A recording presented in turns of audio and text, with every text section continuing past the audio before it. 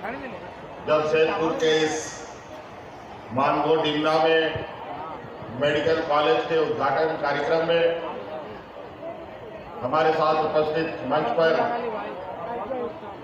हमारे मंत्रिमंडल के सहयोगी साथीगण,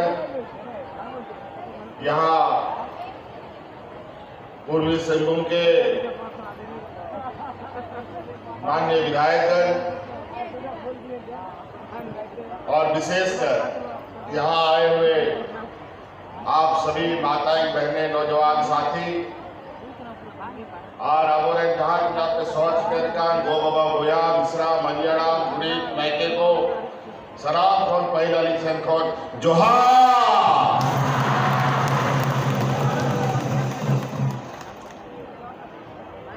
अडी अडी सराविया दिखना रसका दिखना और अंडी लटू हॉस्पिटल या तहन विधिवत उद्घाटन हुई ना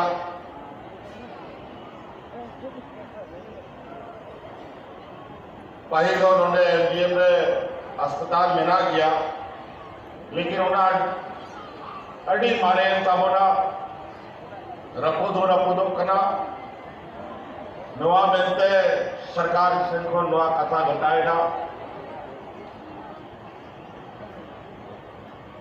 कि नुआ बीमारी या स्वास्थ्य कथा करना अब हमारे अस्पताल रखोदो का तमोना ओना मिलते नुआरिया इंतजार तो बाबत हो या कि नुआ रखुद चबामा ओना कौन पहल मीटर अस्पताल बना करते कौन तैयार ओना मिलते तहन नुआ विधिवत अस्पताल बना करते आपने सेवा रे नुआ अस्पताल लगा आज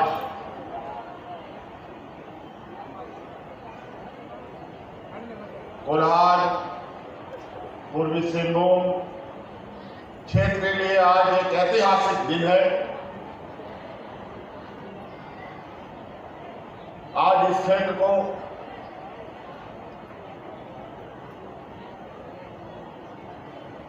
$500 बेड का एक भव्य अस्पताल जनता को समर्पित की जा रही है और जो वर्षों से टाटा शहर में अवस्थित अस्पताल जनता की सेवा में था, वर्षों पुराना होने की वजह से उसकी जर्जर स्थिति बनी जा रही थी और सरकार के निर्णय के अनुरूप आज एक नया मेडिकल कॉलेज सरकार ने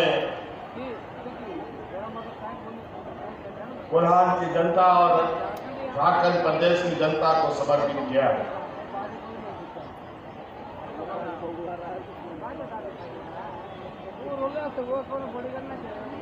आप सबको याद है जब हमने सरकार बनाया था 2019 में, सरकार ठीक से बैठा भी नहीं था, ठीक से बना भी नहीं था। दुनिया का एक वैश्विक बीमारी जिसको कोरोना नाम दिया गया, वो पूरे भारत देश में भी फैल गया, पूरे दुनिया में भी फैल गया।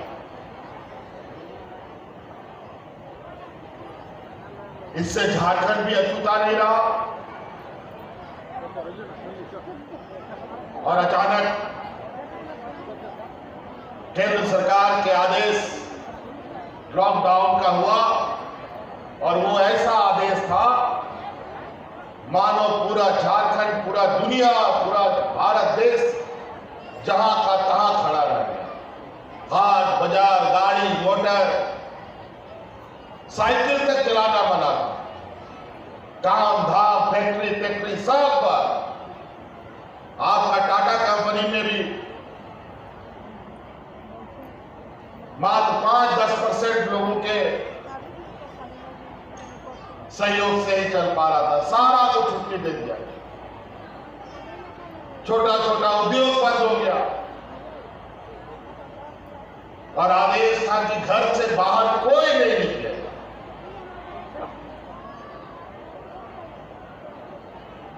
और सही में ये कोरोना जिसका ना आता ना पता ना ठोर ना ठिकाना, क्या दवा लगेगा क्या दवा नहीं लगेगा किसी को पता नहीं,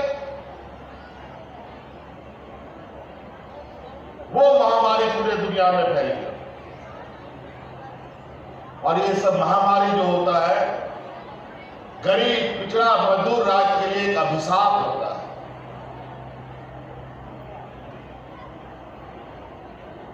और झारखंड इस देश का सबसे पिछड़े राज्यों में से है। यहां गरीब मजदूर किसान सबसे अधिक लोग यहां रहते हैं।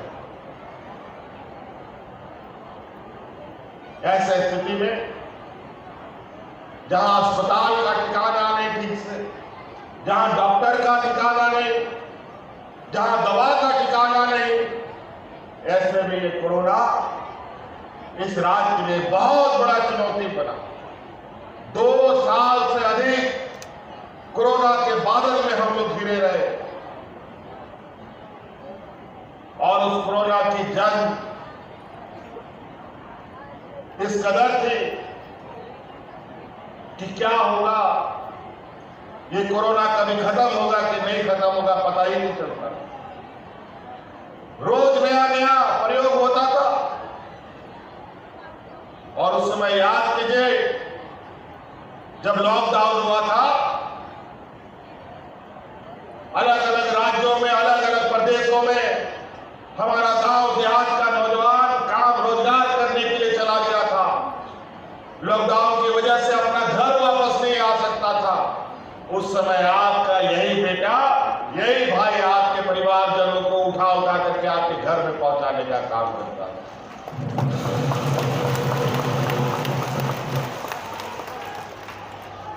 किसी को हवाई जहाज से, किसी को ट्रेन से, किसी को बस से। इस देश का पहला राज्य है जहां हम अपने मजदूर भाइयों को अपना घर सुरक्षित पहुंचाने का काम कर रहे हैं। वहीं अगल बगल के राज्यों में लोग कोरोना से ऐसा मरता था जैसे जानवर मरता हो। लेकिन आज इस राज्य में कोरोना कैसे आया और कैसे चला गया किसी को पता नहीं होने दिया और इसका बहुत बड़ा कीमत हमारी सरकार को चुकाना पड़ा। हमारा 2 मंत्री इसमें शहीद हो गया। हाजी हुसैन अंसारी साहब, बड़े भाई जगन्नाथ मांगू जी को कोरोना निकल गया। लाख मना करते हुए कि आप लोग कोरोना में मत निकलिए, लेकिन जनता की जिम्मेवारी, जनता से जो बंधा रहता है वो आदमी का पैर कभी घर पे नहीं टिक सकता।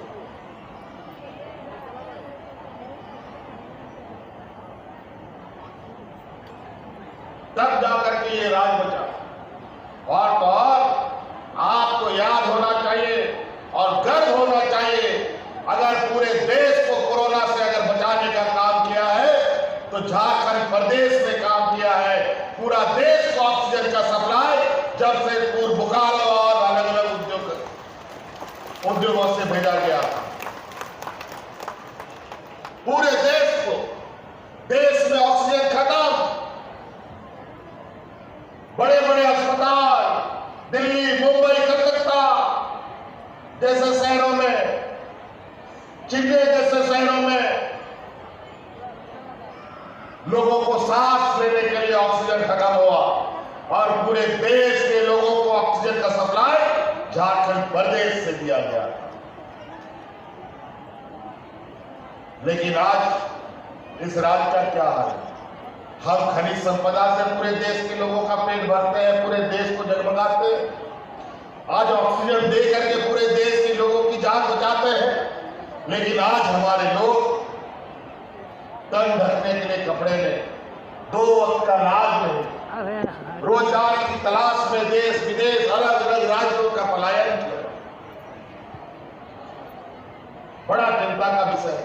और इसीलिए हम लोगों ने कानून बनाया कि इस राज्य में कोई भी उद्योग लगेगा तो 75% लोग वहां के स्थानीय लोगों को लेना पड़ेगा।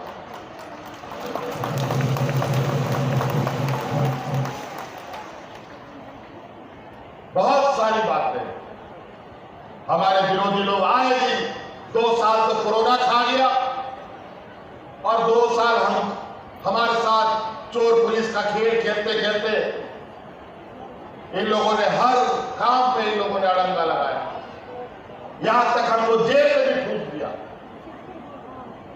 और सरकार गिराने के एकदम षड्यंत्र में जिस दिन से हमारी सरकार बनी उसके 1 घंटे के बाद से ये सरकार गिराने में लगी। ये तो कोरोना की वजह से 2 साल बच गया और फिर 2 साल तक टांग खिंचाई शुरू हो गई। कभी इस विधायक को खरीद लो, कभी उस मंत्री को खरीद लो, कभी उस मुख्यमंत्री को खरीद लो, यही चलता है इनका बात। पैसे के बदौलत ये देश में राज करने की चाहत रखते हैं और राज्यों में चाहत रखते हैं। आज आप लोगों के सेवा के लिए, हमारे गांव देहात की आर्थिक व्यवस्था को मजबूत करने के लिए, हमारी महिलाओं को अपने पैरों पर खड़ा करने का हम काम कर रहे हैं। आज महिलाओं को सम्मान और महिलाओं के खाते में पैसे जा रहे हैं और इसका तकलीफ से ही हम इस योजना को बंद करने के लिए कोर्ट में इन लोगों ने दरखास्त डाल दिया। हम यहाँ के 32 के आधार पर नियोजन नीति बनाते हैं तो इसके लोग कोर्ट में जाकर के उसको असंवैधानिक घोषित कर देता है। बड़ा विचित्र हालत है।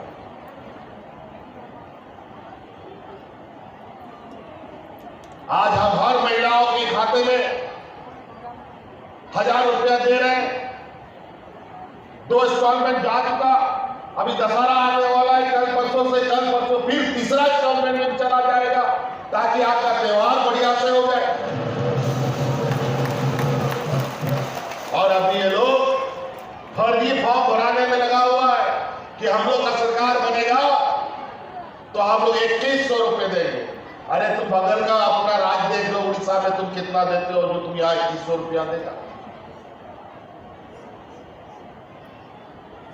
ये लोग झूठा आश्वासन, झूठा राशन और झूठा याद है। लोकसभा चुनाव 2014 में विदेशों से काला धन लाएंगे, सबके खाते में 15 लाख डालेंगे और सबको खाता खुलवा दिया। बताओ किसके खाता में 15 लाख रुपया है? आज यहाँ की महिलाओं के घर घर में, पंचायत में, टोला में हमने पदाधिकारी को भेज करके आपका दरखास्त बनाया और आपको घर बैठे ही आपके खाते में पैसा जाना चालू हो गया। ऐसी चीजें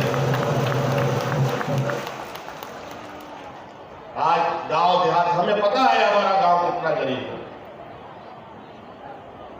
और आज ये गरीब राज एक नया कीर्तिमान स्थापित कर रहा है।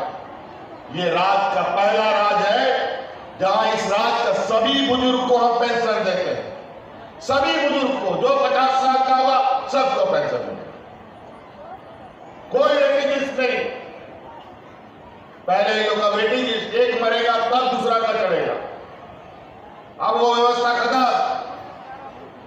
जो 50 साल का हो गया उसको पेंशन मिलेगा।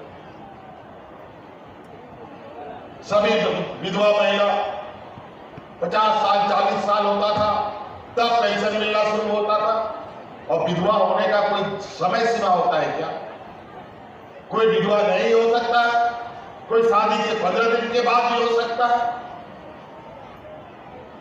फिर पता चला जब तक कोटा में जगह नहीं होगा तो उसको पेंशन नहीं मिलेगा।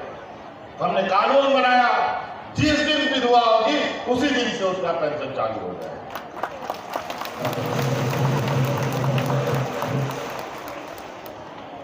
आज हर गरीब का 200 यूनिट बिजली फ्री और पुराना बिजली बकाया भी सरकार ने कर दिया।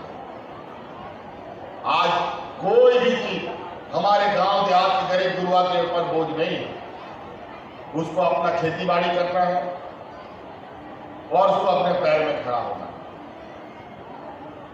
अलग अलग योजनाओं के माध्यम से अलग अलग, चाहे महिला हो, पुरुष हो, किसान हो, आज किसानों का 2 लाख रुपया तक का ऋण माफी भी हम लोगों ने कर दिया। आज मौसम जिस तरीके से इन लोगों ने पूरा देश का जंगल को काट कर खत्म करने का संकल्प ले लिया है, अभी छत्तीसगढ़ में हमारे विपक्ष के व्यापारी मित्रों ने अपने व्यापारियों को खदान अलॉट कर दिया है। वहां आदिवासियों के जंगल साफ किए जा रहे हैं, उसी को ठेका दे दिया है और पूरा गोली के बल पर आदिवासियों को जंगल से खदेड़ा जा रहा है, गांव से खदेड़ा जा रहा है। और यही इस राज्य की खनिज संपदा पर इस राज्य लोगों का नजर है। आज गीत की तरह पूरा आसमान में हेलीकॉप्टर से घूम रहा है। अभी गांव गांव, पंचायत पंचायत में उनके जो एजेंट है, ये लोग रंग बिरंगा कागज लेके घूम रहा है। महिलाओं से, पुरुष से, जो सीधा साधा लोग हैं, उन लोगों को झूठा आश्वासन दे देकर कभी 25,000, कभी 2100, कभी तरह तरह की चीजें देने का प्रलोभन दे रहा है। हम उससे पूछो कि राज अलग होने के बाद सबसे अधिक तो सरकार डबल इंजन की सरकार थी। क्यों महिलाओं के खाते में पैसे नहीं गए? क्यों सभी बुढ़ा बुजुर्ग लोग को पेंशन नहीं मिला? क्यों गांव के गरीबों का बिजली माफ नहीं हुआ? क्यों किसानों का कर्जा माफ नहीं हुआ? गरीबों को देने के लिए इनके पास पैसा नहीं है, लेकिन इनके करोड़ करोड़ रुपया माफ करने का व्यापारी मित्रों का इनके पास भरा हुआ पैसा है। और आज जब हम अपना हक मांगते हैं, हमको 1,36,000 करोड़ रुपया का कोयला का सिर्फ बकाया भारत सरकार के ऊपर है। अगर वो एक मुश्त हमें पैसा दे दे तो इस राज्य के हर महिलाओं के खाते में 3-3 लाख रुपए जा सकते हैं।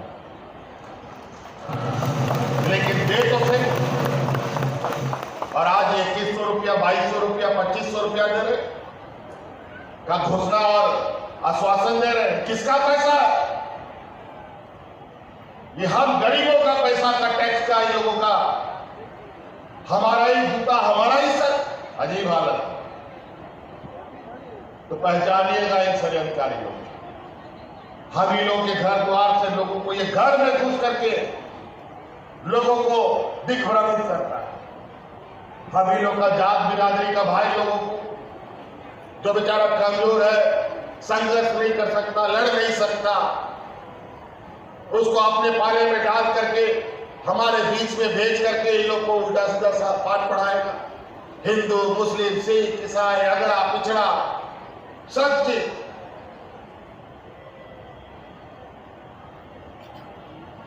तो इसलिए आप लोग ध्यान रखिएगा।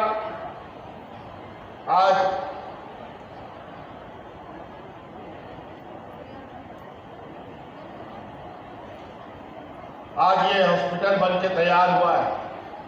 अभी हम लोगों ने एक और अस्पताल, ये लोग हमें अस्पताल देते हैं, भारत सरकार अस्पताल भी बनवाता है। कहाँ?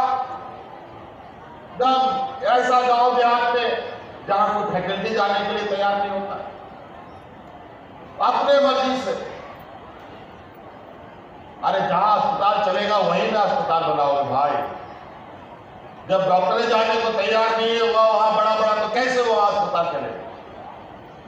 आज यहाँ का लोग दिल्ली, मुंबई, कलकत्ता, चेन्नई जाता है। अगर जमशेदपुर में, रांची में, धनबाद में, चाईबासा के शहर में बड़ा बड़ा अस्पताल खुल जाए तो क्या जरूरत है आपको दिल्ली, कलकत्ता, मुंबई जाने का?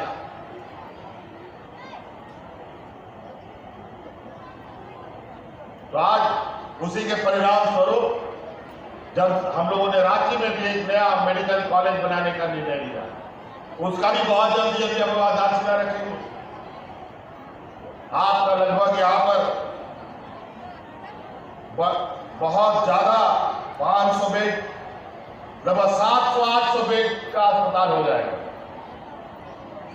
हमको लगता नहीं है कि कोल्हार का लोगों को अब रांची जाने का जरूरत पड़ेगा। और इसलिए हम लोग लगातार स्वास्थ्य के क्षेत्र में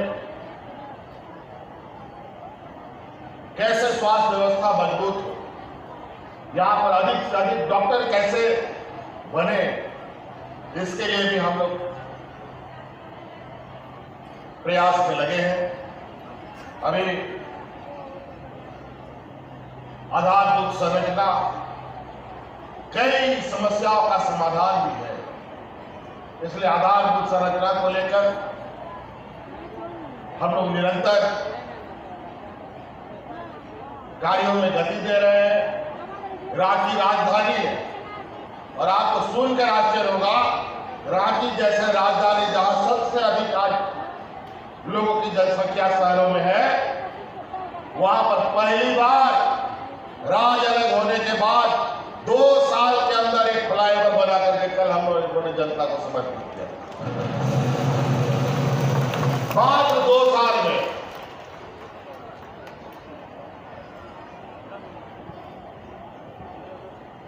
आपकी यहां पर भी 2 फ्लाईओवर बनने जा रहा है। मानगो का फ्लाईओवर वो भी काम चल रहा है, पार्टी में भी वो उसमें भी चल रहा है काम। बहुत जल्द इसमें भी आप लोगों का आवागमन जल्द से जल्द शुरू हो, इसका हमारा प्रयास होगा। और हमारे आज के इस उद्घाटन समारोह के कार्यक्रम में इस मेडिकल कॉलेज में पढ़ रहे छात्र छात्राओं ने कुछ आवेदन दिए अपनी कुछ समस्या को लेकर।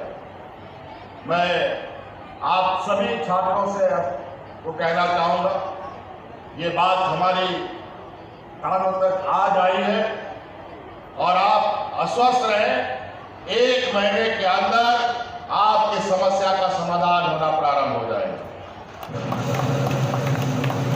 आप बेफिक्र होकर के अपने कामों को अंजाम दें। आप जनता की सेवा में लगे, अच्छे डॉक्टर बने और आपकी समस्या का समाधान राज्य सरकार करेगी। इसलिए बहुत ज्यादा नहीं करते हुए इन्हीं बातों के साथ हम अपनी बातों को समाप्त करेंगे। यहाँ आए हुए सभी प्रमुख नागरिकगण, हमारे गठबंधन दल के सभी सदस्यगण, सभी लोगों को बहुत बहुत धन्यवाद देते हुए अपनी वाणी को समाप्त करता हूँ। जय हिंद, जय झारखंड, जोहार। बहुत बहुत धन्यवाद। जोरदार ताली के साथ धन्यवाद और आभार करें माननीय मुख्यमंत्री जी का आपके आशीर्वचनों के लिए, शुभकामनाओं के लिए। और अब आज के इस अवसर की तमाम स्मृतियां आपके जहन में रहे, उपायुक्त महोदय से सादर आग्रह करती हूँ, स्मृति चिन्ह प्रदान करें माननीय मुख्यमंत्री जी को। जब आज के इस अवसर पर हमें कई तोहफा प्रदान किया है माननीय मुख्यमंत्री जी ने, और जोरदार तालियों की गूंज भी होनी चाहिए।